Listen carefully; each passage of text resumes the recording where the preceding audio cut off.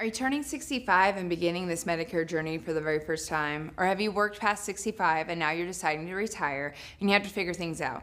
You've likely heard about Plan G, but you don't really know what it is or why it's important or how it works with the rest of your coverage. Hi, I'm Holly Reihard, owner and CEO of Souders & Associates, and in this video, we're going to break down the Medicare Supplement Plan G. But to understand Medicare Plan G, we must first understand the foundation it sits on, Original Medicare. Let's start with Medicare Part A. Think of this as your room and board insurance. It covers you when you're formally admitted into the hospital or skilled nursing facility. Most of you have already paid for Part A through your payroll taxes while working, so there is usually no premium. However, it isn't free when you use it. If you're admitted to the hospital, you have to face a deductible of over $1,700. And unlike other insurance, that isn't an annual fee. You could potentially owe it multiple times a year if you had multiple hospital stays. So what are you actually paying for in 2026? You start with a deductible of $1,736. That covers your first 60 days of care. The catch with this deductible is it isn't annual. This bill could come to you multiple times a year. Say 3 months later, you're back in the hospital, you'll receive a bill for $1,736 again. If your stay extends past 2 months, Medicare starts charging you a daily coinsurance of $434 per day. If you're still in the hospital over 90 days, that cost jumps to $868 per day. And if you happen to be in the hospital past 150 days, that bill is 100% yours. Part A also covers skilled nursing facilities, but only if you've had a qualifying 3-day stay in inpatient hospital first. This could mean that you'd have a heart attack or a stroke and you're stable enough to not be in a traditional hospital setting, but not well enough to go home. You go to skilled nursing. The first 20 days are covered at 100%. You pay nothing. However, for days 21 through 100, you're responsible for a daily co-payment of $217. Now that we've covered the hospital side, let's switch gears and talk about Medicare Part B. This is your medical insurance. It handles the day-to-day stuff like doctor visits, lab works, and outpatient care. The first thing you need to know is that Part B isn't a free benefit. It comes with a monthly premium. For 2026, the standard price is $202.90 a month. Keep in mind, this is a sliding scale. If you or your spouse are a higher earner, the government may add a surcharge to the base price. And on the flip side, if you're already collecting Social Security, you don't even have to worry about writing a check. They'll simply deduct the premium from your monthly benefit automatically. If you've delayed taking your Social Security, but you're still enrolling in Part B, the process looks a little different. Instead of automatic deductions, Medicare will send you a bill in the mail. Usually they bill you for a quarter, so every 3 months. Later down the road, once you decide to start your Social Security benefits, the billing stops and the system automatically switches over to that monthly deduction.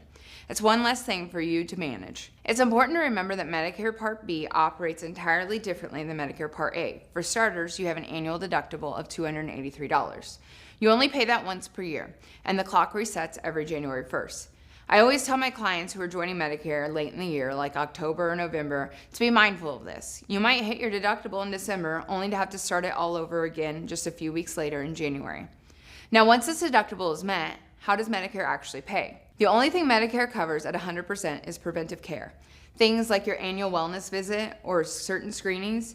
For everything else, surgery, doctor visits, or diagnostic tests, Medicare pays 80% and you're responsible for the remaining 20%. Here's the real danger. Original Medicare has no maximum out-of-pocket limit. Unlike insurance you may have had through an employer, there is no safety net where the spending stops. You're responsible for that 20% no matter how high the bill goes. If you were to face a serious illness, something requiring ongoing treatments like chemotherapy, radiation, or dialysis, that 20% could easily scale into the tens of thousands of dollars.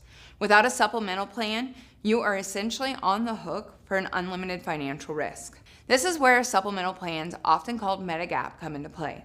Think of them as a giant safety net designed to cap your financial exposure. One of the best things about these plans is they are strictly regulated. Every company offering a Medicare supplement must follow the exact same rules by the government. They don't get to pick and choose which claims they pay. It's very simple. If Medicare pays its portion, the supplemental plan pays its portion. They can't deny a claim just because they don't want to pay it. Now, here's the secret. While the benefits of a Plan G are identical from one company to the next company, the companies themselves are very different. This is why working with an independent agent is so important. I help you look behind the curtain at things most people don't see. We look at the size of the company, their track record of rate stability, and most importantly, are they profitable? Are they currently operating in the red? You don't want to pick a company today only to deal with massive price hikes 2 years from now because they didn't manage their business well. If your Medicare eligibility started after January 1st, 2020, Plan G is the most comprehensive gold standard plan available to you. It covers almost every gap we've talked about today, leaving you with very little out-of-pocket responsibility. So let's take a closer look at exactly what Plan G covers and how it simplifies your healthcare. Here's the bottom line. If you're hospitalized, you simply aren't getting a bill when you have a Plan G. That $1,736 hospital deductible, you won't see it. The bill goes directly to your supplemental company and they take care of it in full. But let's talk about the what ifs. Goodness forbid you had to have a major health event, like a stroke, and you needed intensive care. Imagine needing 42 days in skilled nursing facility just to learn how to walk and talk again. Without a supplemental, you'd be facing daily copays that could total thousands of dollars. But with a Plan G, you aren't getting a bill for that care. From the hospital room to the rehab center, the financial side of your recovery is already handled. Honestly, as someone who sees these bills every day, I would kill for coverage like this. It's the closest thing to total peace of mind that you can find in the insurance world. It allows you to focus 100% on getting better instead of worrying about how much you're going to have to pay for it. Now let's look at the side of Medicare where the vast majority of your healthcare is going to take place, Part B.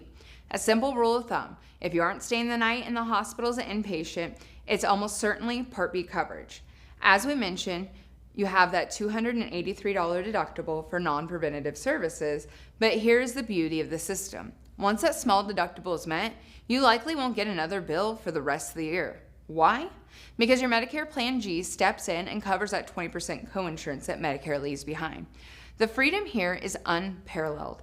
Any doctor, specialist, or facility in the United States that bills Medicare, and that's about 98% of them, will accept this plan. That means if you decide you want to fly to Phoenix to go to the Mayo Clinic to see the world-renowned specialist, you can. You don't need a special app on your phone to check an in-network list, and you don't have to worry about being restricted to a local hospital system. But the biggest advantage here isn't where you can go, it's how fast you get care. With original Medicare and supplemental plans, there are currently no prior authorizations or referrals required by your insurance. In many other types of plans, if your doctor says you need an MRI on your knee, you might have to wait weeks for an insurance adjuster to decide if they agree with your doctor. With this setup, if your doctor says you need an MRI today, and there happens to be a slot in that imaging center, you can just do it. We aren't sitting around and waiting for a yes from an insurance company. They're letting you and your doctors make all the decisions. If this helped clear things up for you, make sure you like this video and subscribe for more simple Medicare explanations. And if you still have questions, drop them in the comments. I'd be happy to help. Thanks for watching, and I'll see you in the next video.